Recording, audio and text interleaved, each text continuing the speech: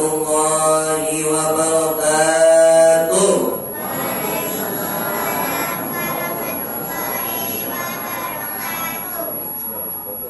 Semangat nampaknya. Kalau orang Melayu cakap jalan-jalan ke kota Renang, singgah sebentar membeli padi. Jawaban salam kurang semangat. Saya ulangi sekali lagi. Assalamualaikum warahmatullahi wabarakatuh.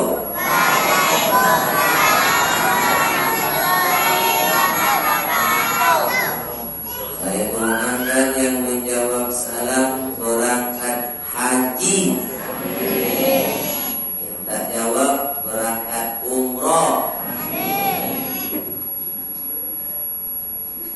Alhamdulillahilladzi asra bi'abdihi laylan minal masjidil haram ilal masjidil aqsa. Ashhadu an la ilaha illallah wahdahu la syarika lah. Wa ashhadu anna Muhammadan abduhu wa rasuluh sallallahu alaihi wasallam la nabiyya ba'da.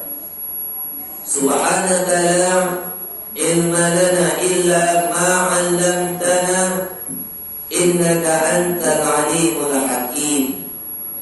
Rabbi shrah li sadri wa yassir li amri wahlul 'uqdatam min lisani yafqahu qawli.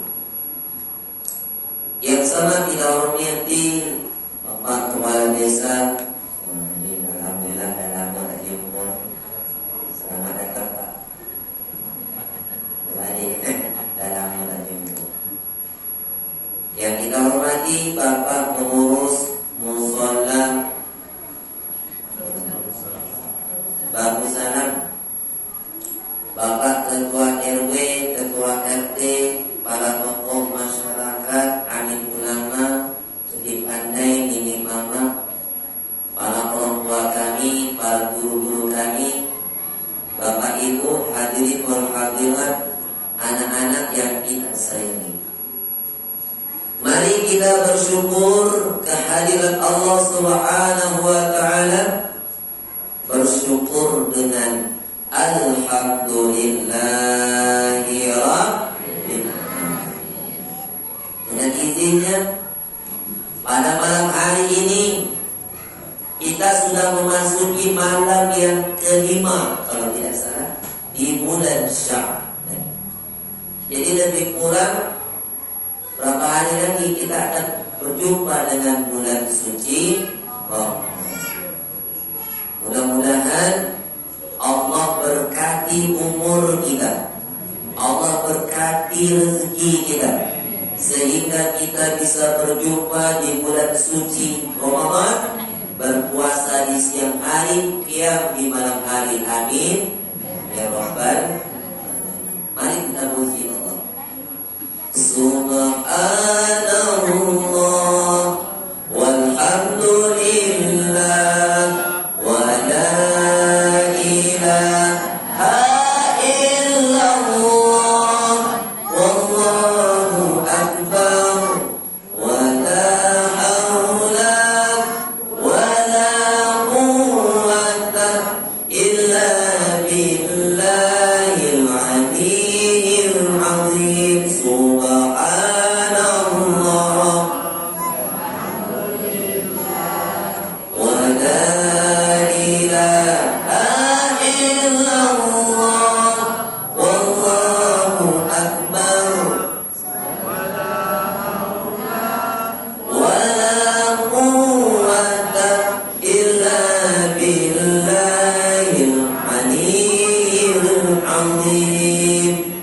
mudah-mudahan dengan memperbanyak syukur Allah tambah rezeki kita, Allah berikan kesehatan jasmani dan rohani kita, keluarga kita menjadi keluarga yang sakinah, mawaddah, warahmah. Anak kita menjadi anak yang soleh dan solehah, bisa berangkat haji dan umrah, lunas hutang-hutangnya. Terus betul, semakin koncang amin, nyobanya hutang lain situ. Bersolawat buat Nabi Allah Muhammad sallallahu alaihi wasallam. Allahumma salli ala sayyidina Muhammad wa ala ali sayyidina Muhammad. Assalamu alayka ya Rasulullah. Salatullah salamullah ala Taha. Salatullah salamullah ala Yasin. Tawassalna bismillah wa bil hadi wa kulli mujahidin lillah bi amil mad. Mudah-mudahan kita semua termasuk umatnya yang akan mendapatkan syafaatnya. Amin.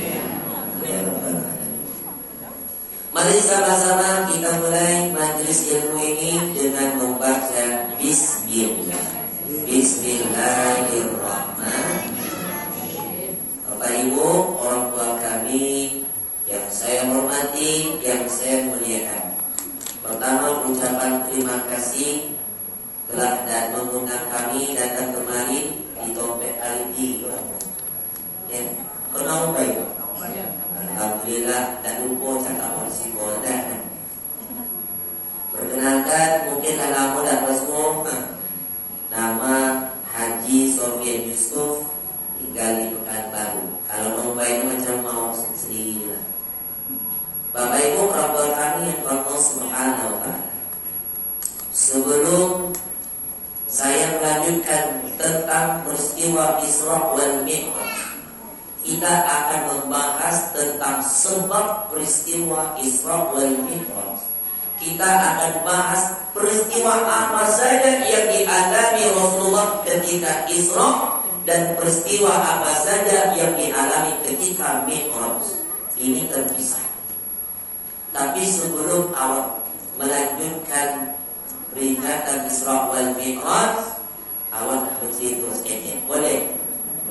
Boleh, oh? Bercerita sedikit boleh? Cerita tu macam kau. Ini campur-campur pasal apa? Jadi mohon izin, mohon maaf kalau salah dalam berkata ya Pak ya. Ceritanya macam ni. Ada seorang suami baru tinggal mati istrinya. Setiap hari suami pergi ke kuburan istrinya. Datang membawa air. Pagi-pagi lah membawa air. Secerek siram kuburan istrinya. Siang tengah hari datang boleh. Potang datang boleh. Satu hari sampai 3 hari Pak. Orang-orang kampung, sudah dong Pak. Yang sudah jangan ditanggi lagi. Tapi Inyo melakukan itu karena amanah. Apa amanah istri Pak? Inyo kecek diri kok Pak. Bang, pencu. Kalau Deyin mati duluan, abang jangan menikah lagi. Kecuali aduk rumput lah tumbuh di kuburan aku. Jadi setiap hari tempat Islam supaya rumput copet tumbuh. Itu alasannya nak menikah lagi.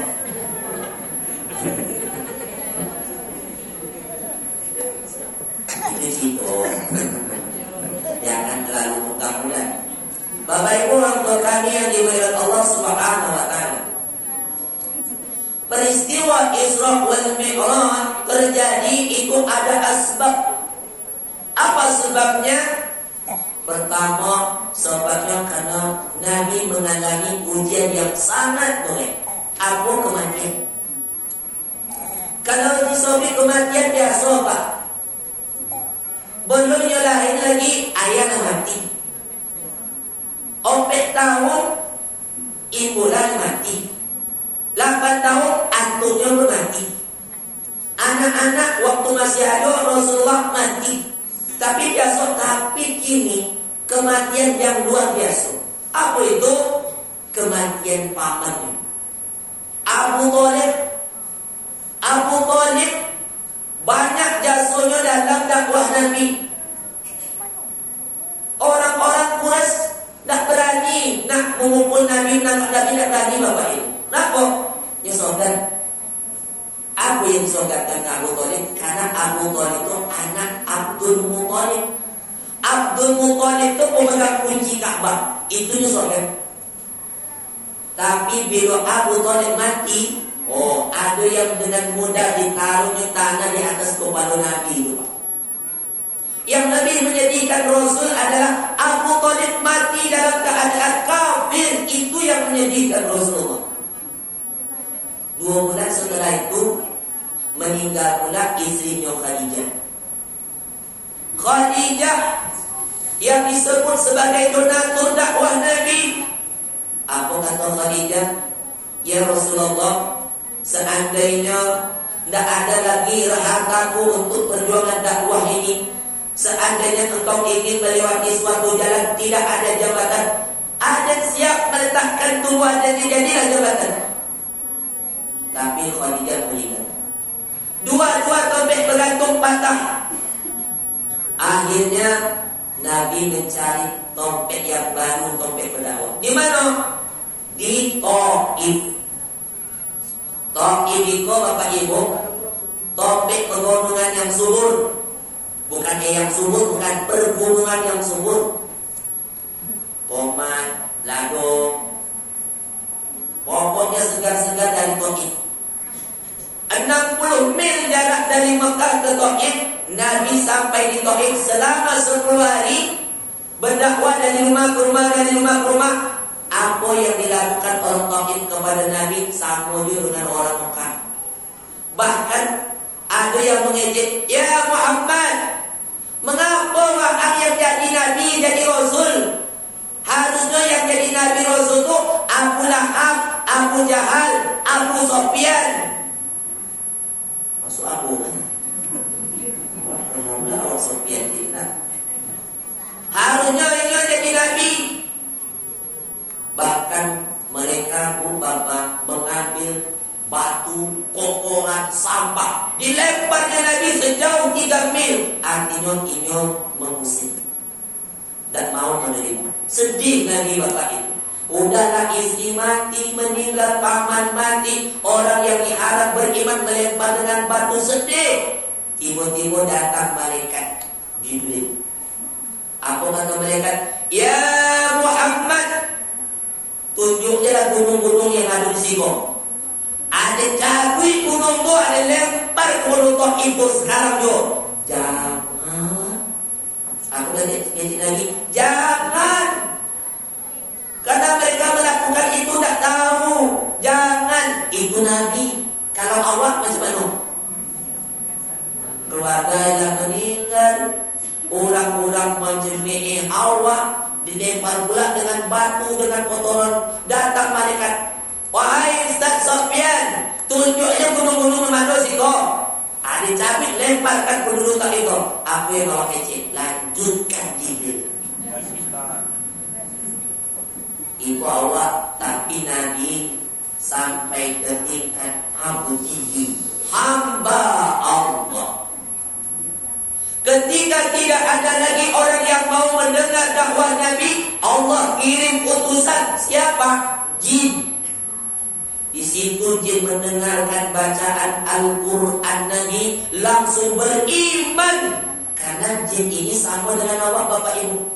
Bedanya dia di alam jin. Jin itu juga ada akalnya. Karena Allah ciptakan jin dan manusia. Wa ma khalaqtul jinna wal insan illa liya'budun. Jin. Setelah Nabi pulang Pak ke Mekah tadi, sampai di Mekah hatinya tak tahu. Malam hari lolok di rumah Ummu Hanim. Pas malam itu juga turun malaikat. Malaikat Jibril langsung membola dadu Nabi. Diambilnya hatinya, dibersihkan dengan air zam-zam, wadah dari emas. Itulah pembolahan dadu Nabi yang kedua kalinya. Yang pertama, sewaktu diasuh Halimah Sa'diyah.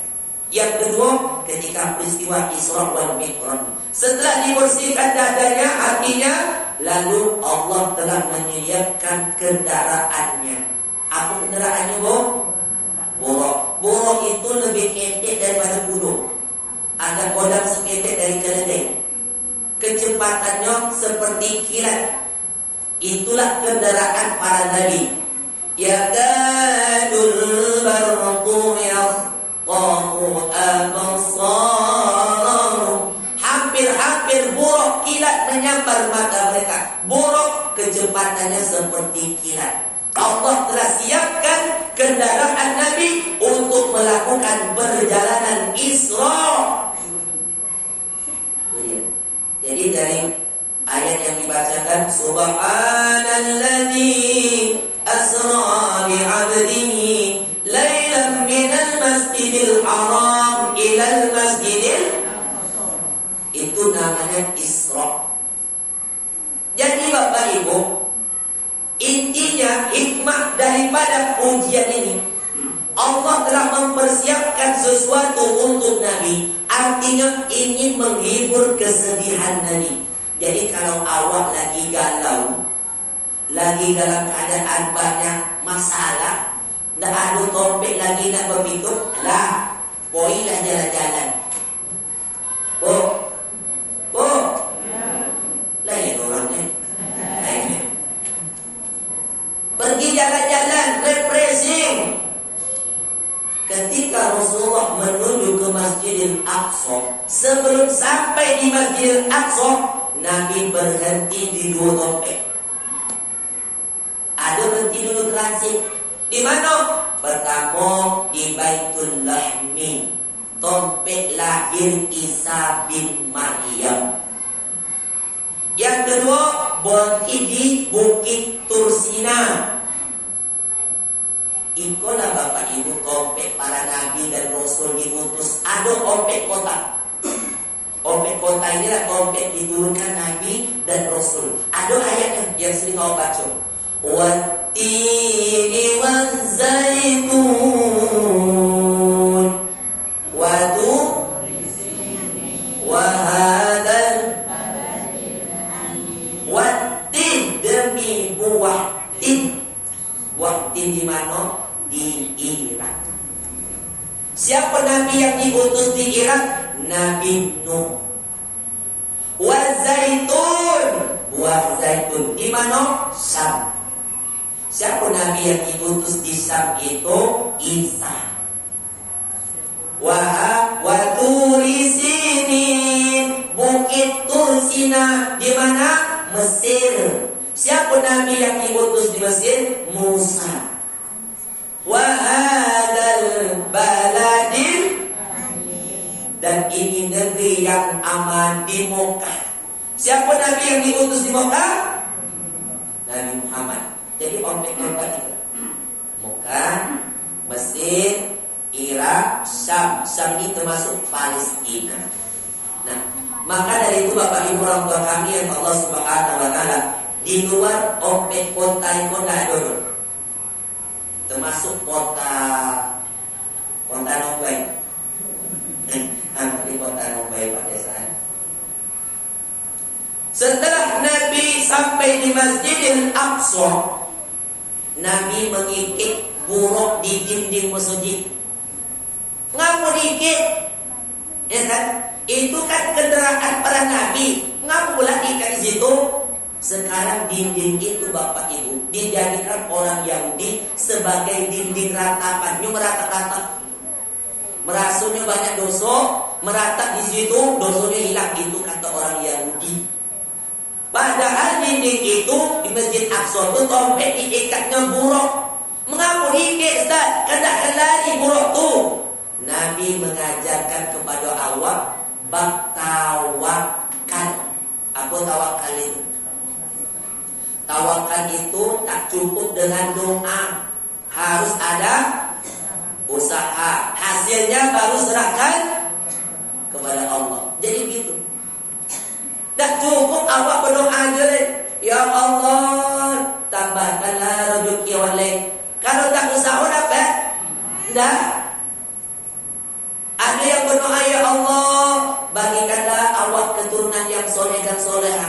Kalau tak kawin dapat? Tidak.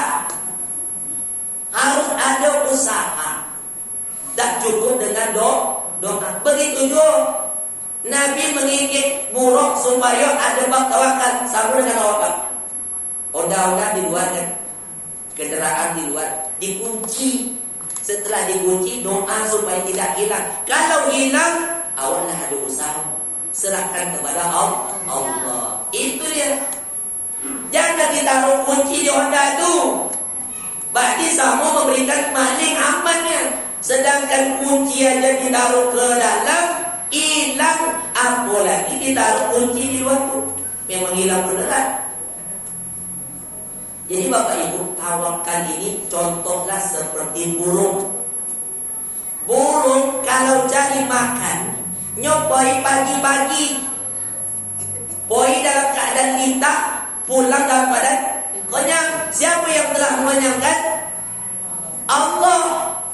Tu burung kalau nyopoi buka, nyoba kawan-kawan rame-rame. Kalau ada cik kawan dapat bu makan, itu dia berkicau-kicau tu, dia ajaknya kawan sama-sama, yuk makan sini yuk, sedikit tapi makan bersama. Itu burung, beda dengan awak.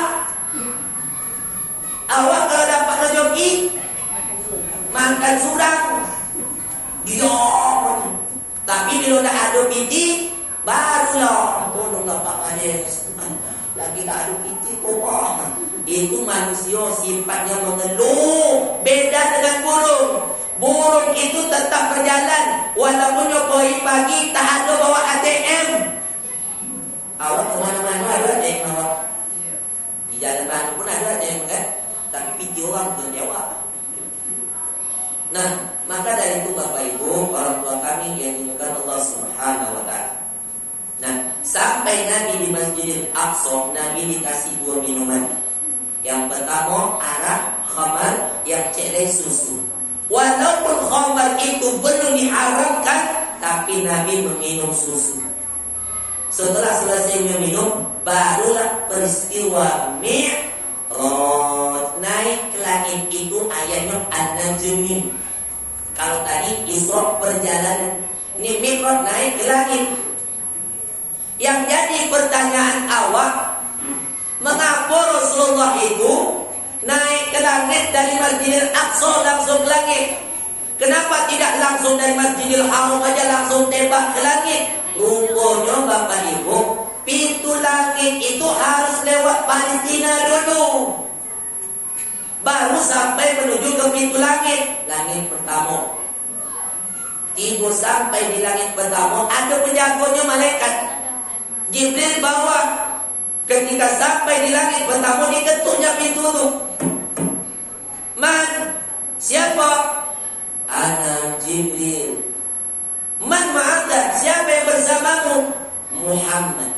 Apakah dia sudah diutus? Sudah. Barulah pintu langit itu dibuka. Di situ Rasulullah berjumpa dengan Nabi Adam. Nabi Adam itu Bapak Ibu tingginya 60 hasta.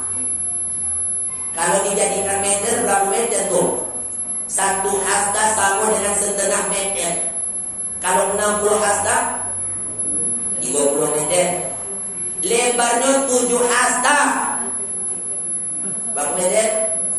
3,5 meter. Awak mau pendek-pendek, Ustaz. Yang pendek-pendek jangan kecil hati. Aduh masuknya besok masuk surga sama dia tinggi awak besok.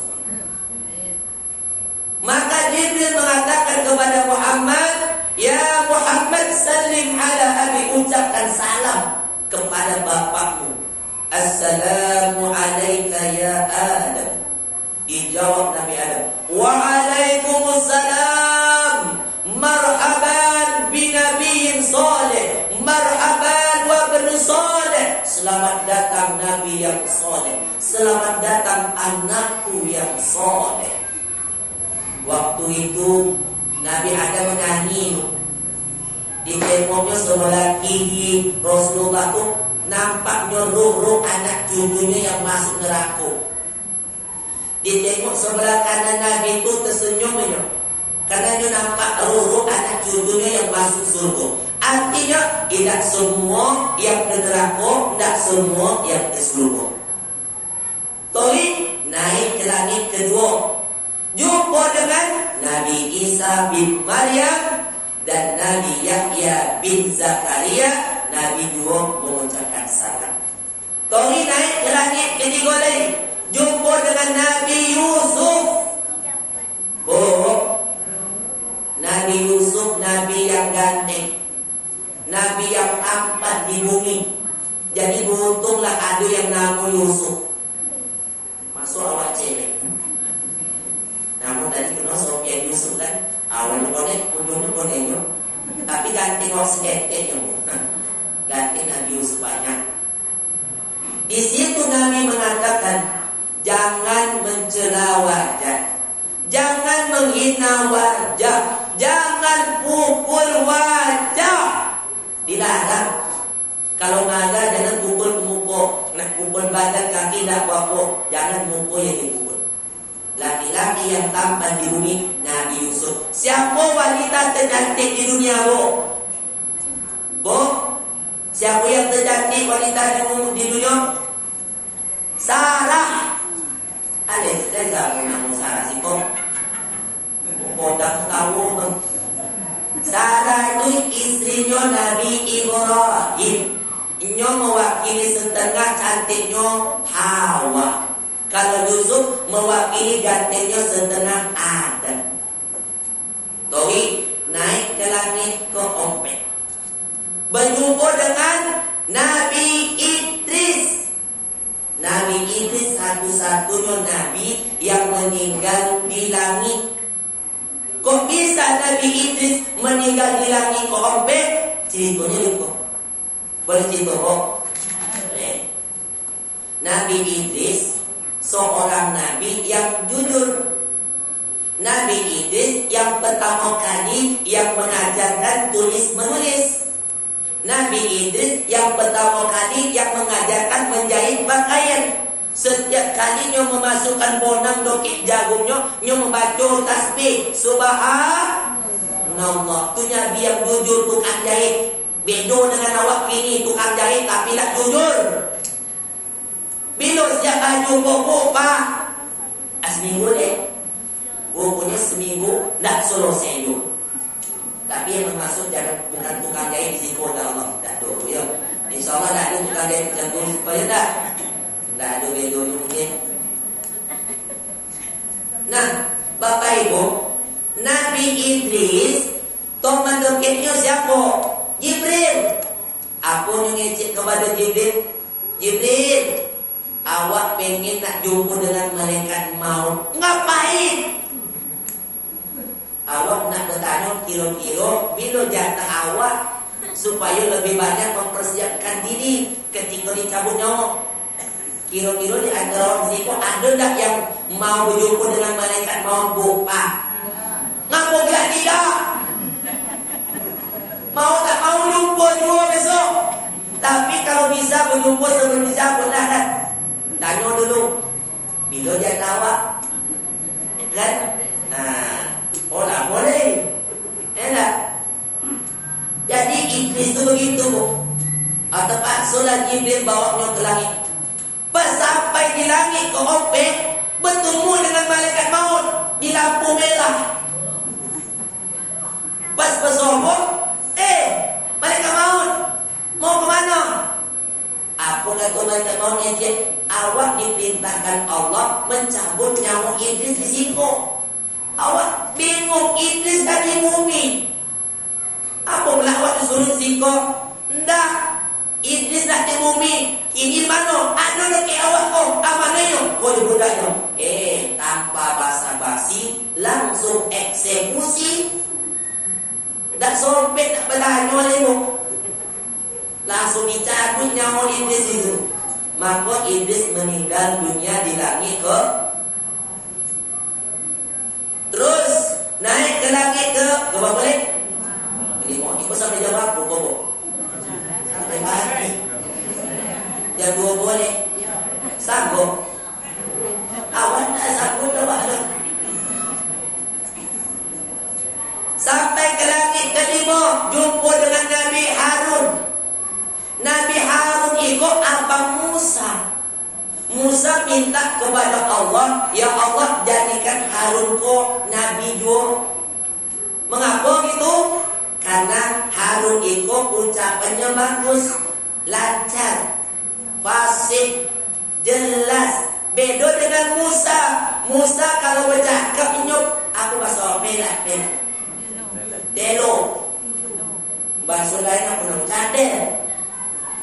Mengapa Musa itu pelat telo? Akibatnya macam itu. Boleh cerita lagi. Waktu Musa kecil, masih bayi, ini diasuh, dirawat oleh Asia. Siapa Asia? Istrinya Firaun. Jadi ketika Firaun menengok Musa masih kecil itu, namanya bayi kan, ada pula rasa sayang tengok. Nina. Sekali Musa tarik jenggot Firaun, dijungkir balik Firaun, mengamuk Firaun. Kok bisa Musa? Musa kalau masih bayi bukan kekuatannya sama dengan orang besar. Terjatuh Firaun mengamuk-ngamuk. Apa kata Firaun? Ikolah yang akan menghancurkan jabatan awak. Dia ambilnya pisau, lajur. Datang Asia, Firaun, jangan dibunuh bayi kau tak ada dosa dia. Asia, kau tahu tadi tak? Apa dikebantingnya? Mana mungkin bayi membanting orang? Tidak. Awak itu tak nampak. Memang tak nampak dah siapa. Lalu apa kata Firaun? Begitu saja Asia. Taruh roti, taruh bara api. Kalau dimakan roti, aku cincang. Kalau dimakan bara api aman. Maka Jibril mengarahkan Musa makan bara api. Disitulah lidahnya keluar. Pelat. Maka setiap kali berhadapan dengan Fir'aun, Musa sering baca doa. Apa doanya? Rabbishrah li sadri wa yassir li wahlul 'uqdatam min lisani. Ya, itu penting bagi MC, bagi kata sambutan, bagi tukang ceramah harus baca doa itu sebelum ceramah. Ngapa macam itu? Kalau seandainya baca doa itu, alhamdulillah lancar. Yang disampaikan joleh, ya tak? Tapi bagi yang tak baca doa itu, tidak bisa menguasai panggung, nengok orang ramai grogi, materinya hilang, konsentrasi, menggigit. Tak dapat lagi yang disebut. Apa yang diucapkan? Amabadu. Itu yang terjadi. Naik ke langit kelima, naik ke langit keenam, jumpa dengan Musa. Di situ Musa cemburu kepada Rasulullah. Apa kata Musa? Ya Muhammad, umatku banyak, umatku kuat-kuat, tapi sedikit yang mau beriman, sedikit yang masuk surga. Sementara umatmu kecil-kecil, tapi banyak yang beriman, banyak yang akan masuk surga. Cemburu Musa. Terus naik ke langit ketujuh, jumpa dengan Ibrahim.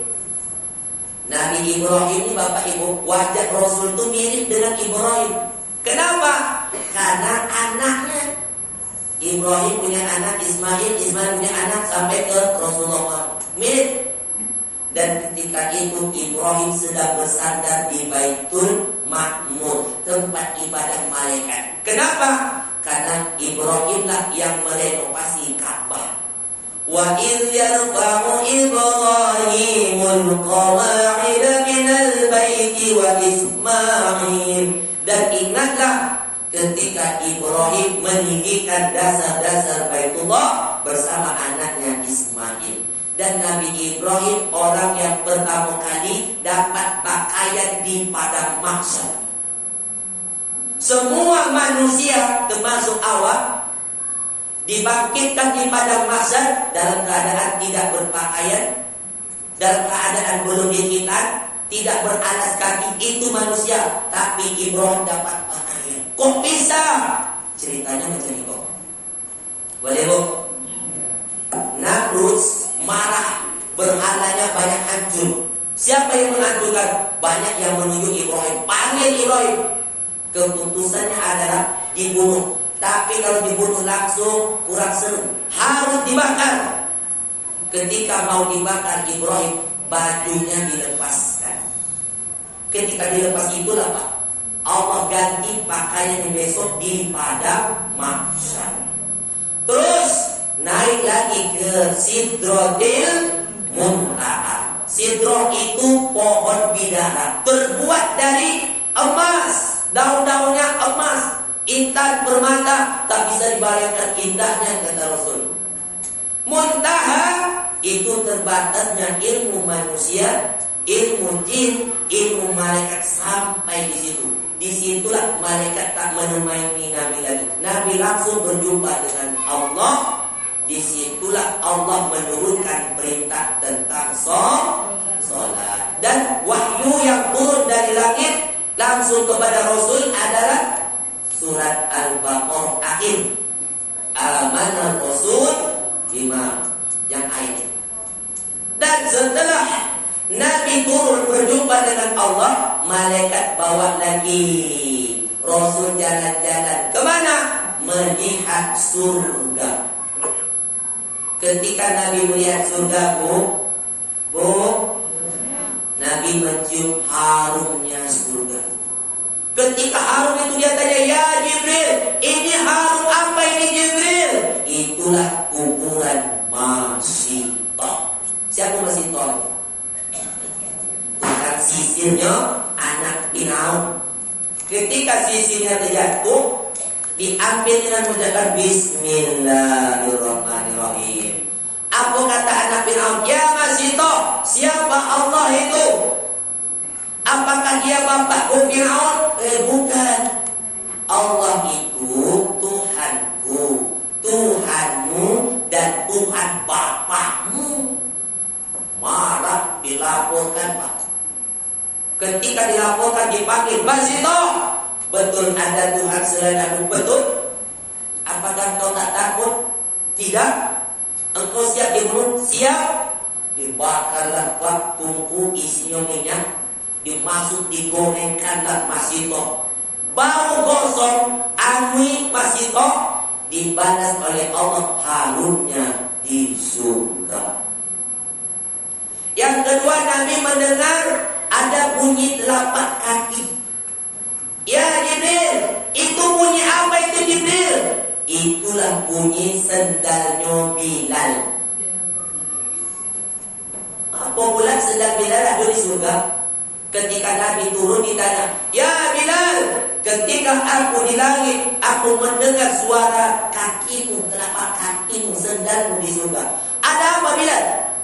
Apa kata Bilal? Wallahi ya Rasulullah, aku tidak melakukan apapun kecuali aku selalu berwudu, solat 2 rakaat. Selalu berwudu, solat 2 rakaat.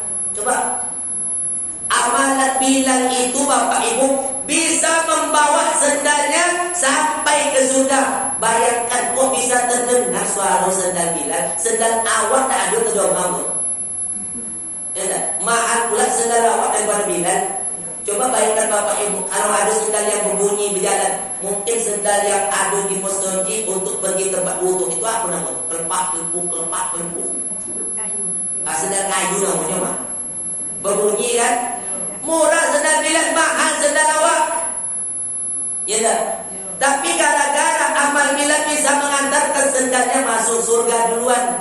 Sendal awak lebih mahal daripada peci, lebih mahal daripada mukona.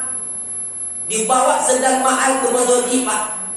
Sampai di masjid hilang pula sendal, mengamuk-ngamuk. Siapa pajak pencuri rumah? Marah sendalnya elok hilang.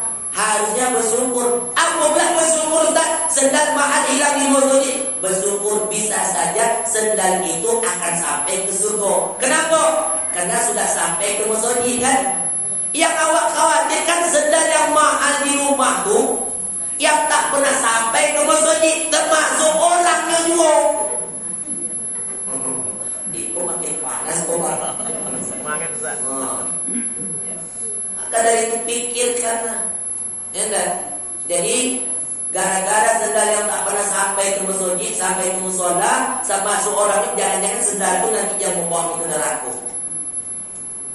Akhirnya Nabi melewat lagi neraka. Nabi melihat ada orang mencakar-cakar badannya. Ditanya, ya malaikat, itu ada apa?